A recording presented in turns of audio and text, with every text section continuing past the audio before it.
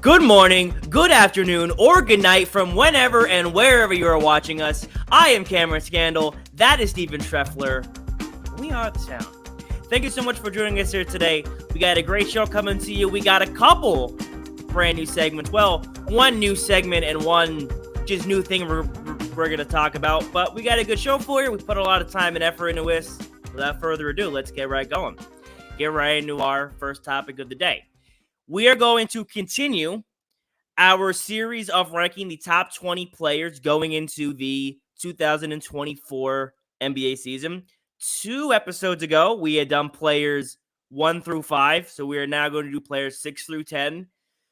Already a lot of hard conversations that we have had to have. We have made a lot of replacements and last second adjustments, but I think we're pretty proud of this list. We have made some good arguments. You guys on that? Yeah, when we started on the list versus where we are now, one person's not even there anymore, and one person. Yeah. By then. Yeah, there's been some changes, but again, I think we have some good arguments for it. So without further ado, our players 6 through 10 of the NBA. So here we have our list, the top 20 NBA players 6 through 10. Now, we had talked about this a little bit last show about previewing who number 6 was, but number 6, Kevin Durant, I think pretty obvious number 6 spot, almost was in our number 5 spot last time we did this. 29, 7, and 5 in the regular season on better than 55% shooting from the floor and over 40% shooting from the three-point line. Averaged then 29, 9, and 5 in the postseason, shooting 48% from the floor. Didn't make an All-NBA team this year. Hurt him a little bit, but missed some parts of the season. I understand that. But even though Durant sneakily had one of his best seasons this year, he had no games under 23 points in the postseason. And I said this to Steve before we started of why we have him where we do. Kevin Durant is one of the 5 best playoff players in the NBA. Like, if I had to take 5 guys, one of the 5 guys in no order who I would want on my team in the postseason, I'm taking Jokic, I'm taking Giannis, I'm taking LeBron, I'm taking Steph, I'm taking Durant. Again, in no particular order, but those 5 guys are the top 5 guys. Jimmy Butler has an argument to be up there over some of these other guys. We'll see who that could be over. I mean, that's up for debate, but without question, Kevin Durant still one of the best players in the NBA. Again, could have been a top 5 guy, but we have him sitting firmly at number 6. It's hard because when you look at Kevin Durant, saying that he's not a top 5 player in the league is difficult. I don't like saying those words out of my mouth, but when he's had the injury issues he's had the last few seasons and just, KD very well could earn his spot back in the top 5, but right now he's firmly at 6. Yeah. Number 7, someone who we actually might have thought was number 6, but like him at number 7, that is Jason Tatum. Now, 39 and 5 in the regular season, had an excellent showing, was first team All-NBA, finished top 5 in MVP voting as well, shot almost 50% from the floor, and then averaged a double-double in the postseason, 27 and 11, also including 5 assists. Now, you might be wondering, after saying all those things, why should we have Jason Tatum underneath Kevin Durant? Jason Tatum was not consistent enough these playoffs for me to put him above Kevin Durant. There were a lot of games in all the rounds, especially coming down the stretch, where it was like, yo, where is Jason Tatum? And then sometimes it was like, oh, there's Jason Tatum. He's doing all these amazing things. You just can't. It's too inconsistent right now. But Jason Tatum is probably, aside from Luka, the number 1 young up-and-coming superstar in this league. I think he's a superstar.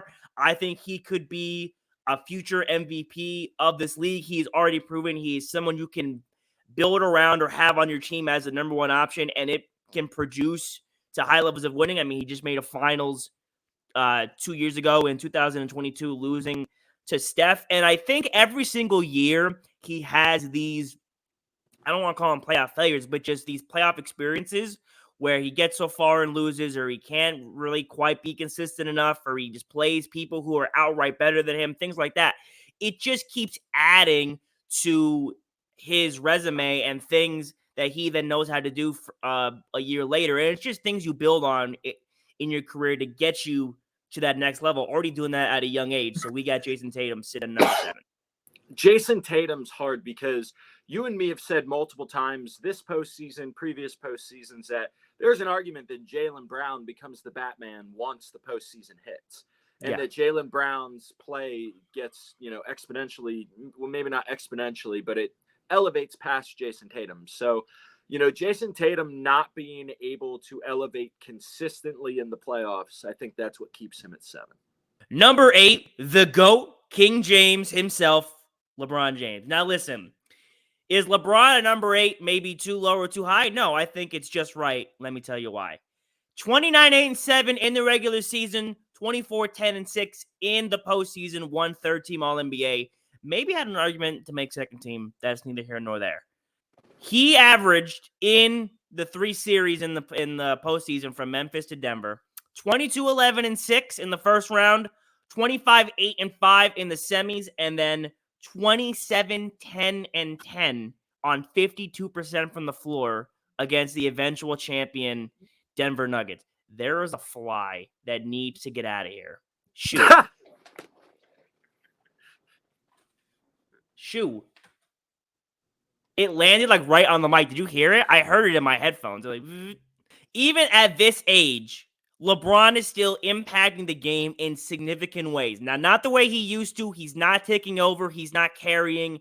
He's not going to be someone that you can solely rely on with other role players like he was in years past. But clearly still making an impact on both ends. And LeBron James, you just trust him. I mean, he's proven everything he possibly can in this league and is someone that, without a shadow of a doubt, if he is on my team in the postseason, I am not betting against him. 29 points in year 20 is unprecedented. We have no reason to think he will average or play any worse next year than he did now. Just doing absolutely outlandish things. LeBron James at number 8.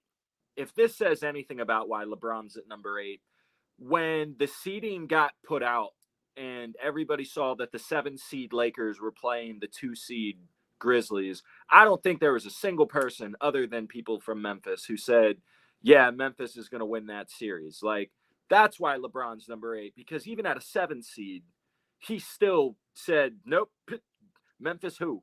And went in and knocked off the 2-seed with ease. So LeBron at 8 is sad. I don't like that he's not top 5 anymore, but it's something that we all have to start understanding and maybe this will help us appreciate LeBron's greatness a little more and appreciate what we have in front of us, because we don't have many more years left of it. And the fact that he's still a top 10 player is just unreal.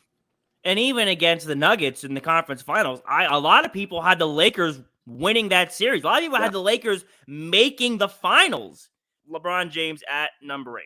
Number 9, Jimmy Butler of the Miami Heat.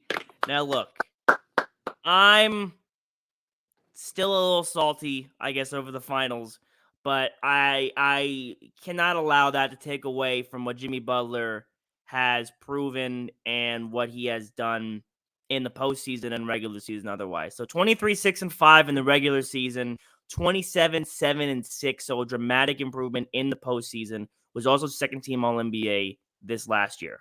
Against Milwaukee and the former, maybe still, best player in the league, 38-6-5 on 60% from the floor, 60% from the floor, and 24-8-6 against Boston, a team who had just made the finals the previous year on better than 40% shooting. Jimmy Butler, I just mentioned that LeBron was not the guy he used to be, where you can give him role players and he can carry and will you to deep in the playoffs. Jimmy Butler is one of those people. He is that guy. You can give Jimmy Butler role players and he will figure out a way to make everyone work harder, play better, and he'll figure out the rest. He is the culture. There are few players that has that singular individual impact, especially in playoff games, that Jimmy Butler has. Was he a large part of the reason that they lost in the finals? Of course he was. Still got them to the finals, and that cannot be diminished. He is one of, as I mentioned, might be one of the 5 best playoff performers in the league right now. The argument is certainly there. So Jimmy Butler is just insane in what he brings to your team and what he brings to your winning. So we have him at number 9. The Bucks were the number 1 overall team in the NBA, and the Celtics were the number 2 overall team in the NBA at the end of the regular season. Bucks were 4th in overall defensive rating. Celtics were 5th. And Jimmy Butler did what he did to both of them. So, and he did it as the best player on his team. He always seems to just become this, as you've said it before, Hemi-esque player when the playoffs, when the lights shine brightest. He's averaging 40-plus minutes a series in the playoffs, which means that he is directly impacting the entire game. Yeah. It's just Jimmy Butler to me, and that's why I fought tooth and nail for him to be at this number 9 spot, because if you remove the finals from last year, he was arguably top 3 playoff performer in last year's playoffs. He might have been number 2. Yeah, bro, that's what I'm saying. Yeah, I would put Jokic at 1 and Jimmy at 2. And so that's the thing is and we just said it, how many undrafted free agent starters did the Heat have? Yeah. How many top to bottom, the Heat playing team. They were a playing team, and he took them to the finals. Yeah. This is probably the first time ever that Jimmy's been a top 10 player in the league, would you say? Absolutely, yeah. Definitively, absolutely. Good. You know what? Good for you, Jimmy. Congratulations. Yep. Jimmy Butler, number 9. Number 10, someone else who spoiler alert, Anthony Davis is at number 11. Anthony Davis was at number 10. He at number 9? Number 9.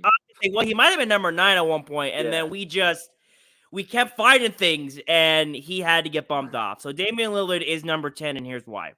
So 32, 5-7 in the regular season, obviously did not make the postseason. Was 3rd team All-NBA this year. And it was not all his fault, obviously. He did not make the playoffs. I think Damian Lillard has a more significant individual impact on your team than Anthony Davis does come the postseason, especially on the offensive end. Now, Anthony Davis on the defensive end is far and away better. But we've said when LeBron goes out or when Anthony Davis is the best player on the floor for the Lakers and he has to lead, he can't. He has had several opportunities to prove that he can, and he has not. He has not been – now, this last playoffs, he played pretty good, but has not had a big impact since the championship year. You can say the same about Dame because they haven't made the playoffs in a while, but I think, again, that's not all his fault, and I think when he does get there, he is more important, and I think he definitely had a better regular season this last year than Anthony Davis. And it just didn't seem fair to ignore his contributions to what he means just because the Blazers didn't make the playoffs, which isn't on him. He's been one of the 5 best point guards in the league for the last 6 to 7 years. I mean, again, it was a hard decision to make, but I think we made the right one with putting Dame at number 10. Yeah, and you mentioned when Dame gets to the playoffs. The last time Dame was in the playoffs, he averaged 35 points on 46% shooting. Anthony Davis played 56 games this year. Damian Lillard played 58. So Dame played 2 more games, and his statistics were just off the charts. I mean, 32 points. That would have been 2nd in the league in scoring had he played enough games. Yeah. Paul Pierce, you're an idiot if you think that Damian Lillard going to the Heat, they're losing in the first round. You're dumb and you sleep with your father. Damian Lillard's the top player in the NBA. Was a dumb statement, yeah. Yeah, so you have it. Our top 10 players now finished. We have players 6 through 10. Number 6, we got Kevin Durant. Number 7, we got Jason Tatum.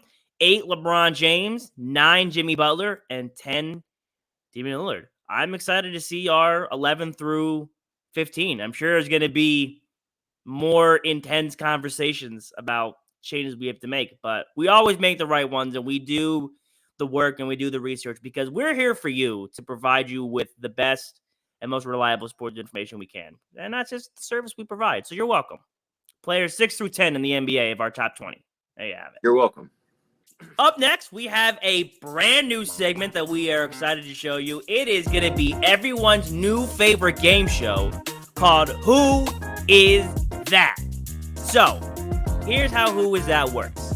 Steve and I will take turns thinking of different NBA and NFL or other sports players, and we will give each other clues to try to guess that player. Now, the goal is to try to guess the player in as few clues as possible. So it's like golf. The more points, or the less points you have, the better your score will be. Now, this game, like we just mentioned, it's brand new, trying for the first time. It's going to be good, though. I think it's going to be a lot of fun. Hope you guys all enjoy it. So for today, for our first installment, I have thought of an NBA player. I have assembled some clues. Steve is going to guess. So we're going to start off hard. We're going to get easy. So Steve, are you ready to play? Who is that? Bring it on. All right. So, first clue, just to start off simple, we're just going to give you, he's a two-time champion. Only got 2 rings, and he has played for 5 different teams total. Sean Livingston.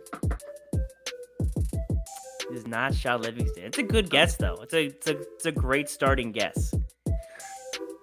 He was drafted in 2004, was the 18th pick of the first round. Give me a second. I'm sorry. No, dude. No, hey. 2004. Good Christ. What were the first 2? So he's played for 5. Kyrie Irving. I don't think Kyrie Irving was drafted till like 2011. Oh yeah, that's a bad guess. I'm sorry.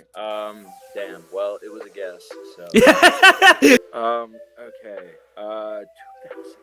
2004. Man, I'm struggling. I see that. There's only a handful of guys that I can think of. Is he in current NBA? No, he's not playing anymore. No longer in the league. Okay. His last season Pau was Gasol. Pau no, Gasol. no. It's a good guess too. Okay. It's a great guess. One other clue? Yeah. All right. He came in 3rd place in both the 2005 and 2009 Slam Dunk Contest. Wow, Blake Griffin? No, I don't think he was in the league at that point. In the Slam Dunk Contest? Came in 3rd in 2005 and 2009. Man.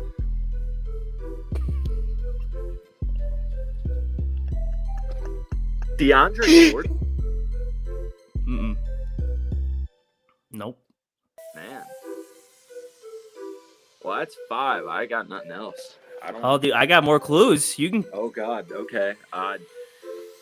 Brett, you want more clues? Yeah. Was drafted right out of high school. Now we're getting to the easy clues. I got 2 more clues. Stoudemire? Nope.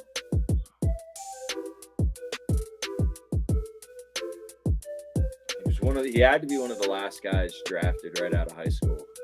No. Antoine Jameson? Last guy drafted, I think Thon Maker was the last high school draftee, and that was 2016. Oh, sugar. Okay. No idea. All right. He was the 2013 Sixth Man of the Year. Jamal Crawford? Nope. Lou Williams? Nope.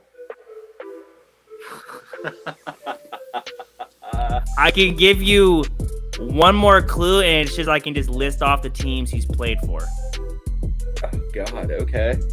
All right. So he's played for New Orleans, Denver, New York, Cleveland, and the Lakers. That's all I got. I've given you all of my clues. I thought you'd get it by the last 2 clues. I thought the high school thing would also give it away. I don't know, dude. Don't know? No. Want me to tell you? Yeah. J.R. Smith. Wow. Jeez. Yeah, I forgot about him. I thought that was a really good player. I thought that was good. Yeah. No, that was really good. It's definitely a guy I know. I don't even know how many guesses you ended up with. Did you count? 9. It's not a great start, but that's all right. We're gonna play. We're posting a quadruple bogey on the whole. You only have you have a lot of time to get better. We'll play this a lot more times, and who knows? Maybe you'll stump me on the first player. Who knows? We will see. But if you want to find out, you're gonna have to wait until next episode. That is true. We hope you enjoyed this first installment of Who Is That? Our third and final segment of the day, we're doing something a little bit different. We're having a nice, fun show today, doing a lot of different little things. So the NFL, a lot of teams are bringing back some throwback uniforms or making some changes to their alternate uniforms, things like that. They've been going around a lot on social media. So we've decided that we are going to look at and react to some of the more popular ones that have been going around. So the 5 that I have been seeing going around a lot are the Vikings, the Seahawks, the Browns, the Bucks, and the Colts. Those 5, some are throwback, some are alternate. They've been going around, post a lot, so we're gonna take a look at them and share our thoughts. So, which one do you want to start with? I think we should. You know what? I want to start. Oh, okay. We'll start with the Vikings. We will start with the Minnesota Vikings. Let's take a look at that. So, starting off with the Minnesota Vikings, they're bringing back their throwback purple and gold uniforms. These have been getting a lot of positive reactions on social media. I like these a lot. I always like when teams go back to their roots. I think it means something to kind of like uniforms in sports. It's going to sound stupid, but they are historic and significant. Like they mean something to different levels of fans. Like if you're a diehard fan, you've been a fan for a long time, you remember all these different players in different uniforms.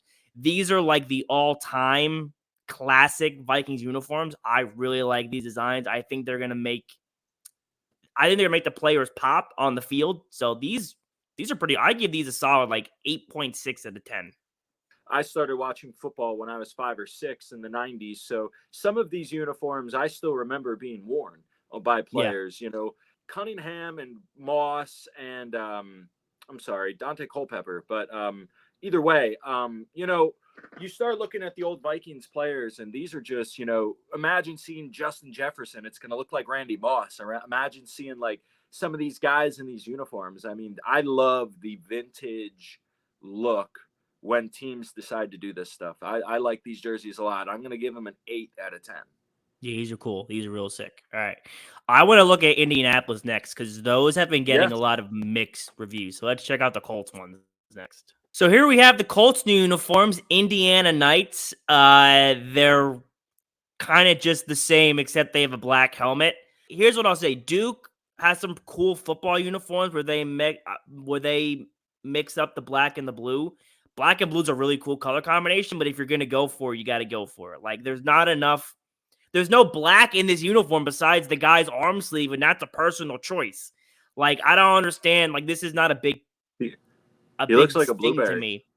I think they're trying to be edgy, but they're not.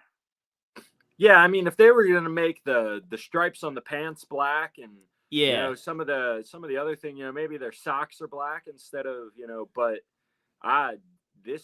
you made a great point. It looks too much like Duke football going on here. Or like, what if you made like all the blue black and the white blue? Like I'd like that. That'd be cool. There's just not enough. There's no other black in this uniform. Like this they put like the bare minimum effort. Like we need something different. I'm giving them like a 5.5 out of 10 for these. I'm gonna say a 5.2 out of 10. I don't care for these at all. No, I'm not a big. Let's look at the Bucks ones next, because the creamsicle ones have gotten a lot of positive reviews. So let's look at the Buccaneers creamsicle uniforms. So here we have the Tampa Bay Buccaneers throwback jerseys. I don't know if the actual official name of these is creamsicle or if that's just what their nickname is. I think that I actually don't know. I know the throwback logo, it's hard to see on the side of the helmet, is super popular amongst NFL fans. It looks all right to me. Like, it's nothing spectacular. I saw a thing saying that these jerseys give off Burger King commercial vibes. Whopper, Whopper, Whopper, Whopper, Junior, Double, Triple, Whopper. like the Bro, color and the font and stuff. If you're gonna use a light color, don't make it like a faded light color. Make it like a vibrant light color. I know what you're saying. I have never been a fan of the old school Buccaneers, so I'm not going to be able to give you much context on this, but I am not a fan. You know, that's a good point. What I actually really like about the NFL is that's a little different than the NBA. Their uniforms are usually pretty bright colors. Like, I like the color rush jerseys. I know a lot of people don't. I like the pop of color. So that's a good point. The faded orange of this, it might look better on like against the green of the field, maybe. But I definitely like the colors they have now better than these faded orange colors. Like, yeah, these are just whatever. But now I like these little. What do we give the Indiana ones? 5. I'm gonna give this they're not much better. I'm gonna say 5.8.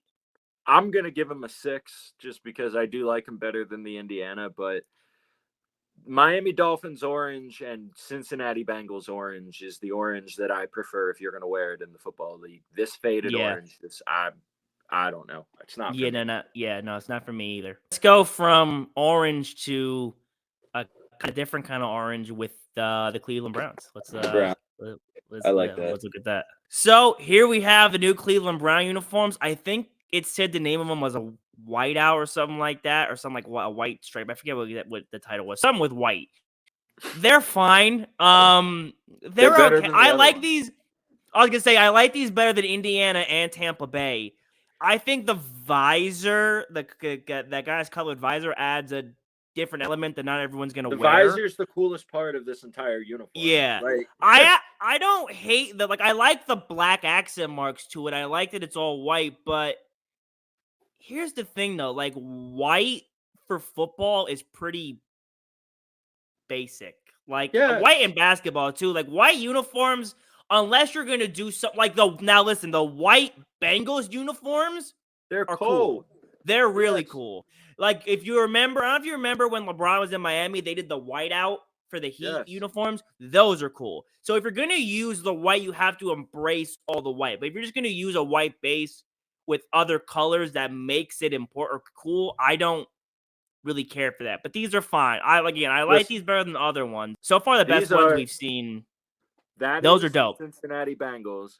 What is the huge difference between what I'm looking at on this screen and that? Like, I just feel like the Browns design. The Browns, to me, have always been the iconic Browns uniform. I get they're trying to do something different here. You missed the ball on this. You threw in Bengals. I like the stripe. Like the stripe's okay down the helmet. I just think I don't hate that. Like you're going for a whiteout, but why? That's not a Browns thing to do. Like that's a Penn State. That's I don't understand what the purpose of the.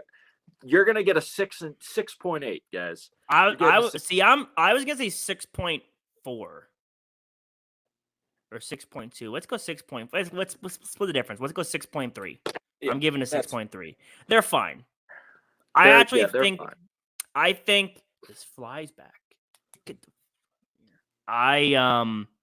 I think the last ones we're gonna look at for Seattle are probably the best ones. Yeah, they're my favorites. Let's take one final look at the new Seahawks or the new old Seahawks uniforms. So here are the final set of uniforms we're gonna look at. The Seattle Seahawks throwback uniforms. I like these a lot. I think these are some of the better ones, the better throwbacks in the league. And here's what. Now, I am not a huge fan of the Seahawks throwback logo, only because that neon green is like one of my least favorite colors, like me personally.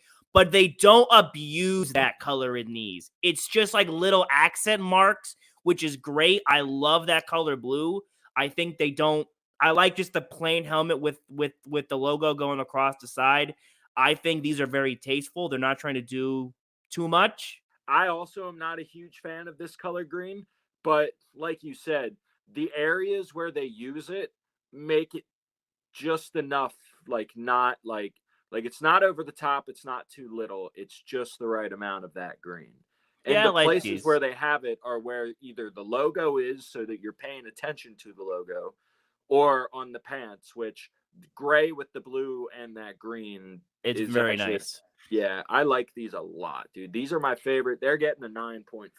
I like these. Wow, that's high.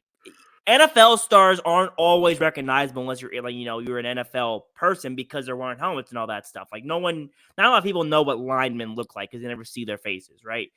Mhm. So a big part of being a fan of the NFL and like rooting for your team if you're not a super big fan is to watch their representation, which is their uniforms. And these are really, really cool, I think, to root for and be like, man, like my team looks cool out there doing like what they're doing. Like, you know what I'm trying to say? I'm going to give these real quick. I'm going to give these an 8.8. I'm not ready to say a full 9. I like an 8.8. I think these are good. I didn't even let you rank them. My bad. No, are you sticking with 9.5? Yeah. Yeah, they All got right, half me, dude. I'm going 8.8. And that's going to do it for us today. That is the end of our show. We had a good one today. Something a little bit different. Hope you enjoyed our brand new segment, our new game show. Hope you enjoyed our reactions, our top 10 list now all finished. And listen, we're always here to listen to your opinions. If you think we're wrong or you think we're right, maybe we're smart, maybe we're dumb, let us know. Tell us what you think about us, what you think about the show, the segments, and we will listen to that information accordingly. Thank you for joining us today, guys. And listen, always remember, you are ever in need of intelligent and cogent sports analysis, just listen to the sound. We will always have you covered. Thank you so much for joining us today, guys. We will see you next time. Stay safe. Take care. Have a great rest of your day. Listen to the sound. I listen to the sound.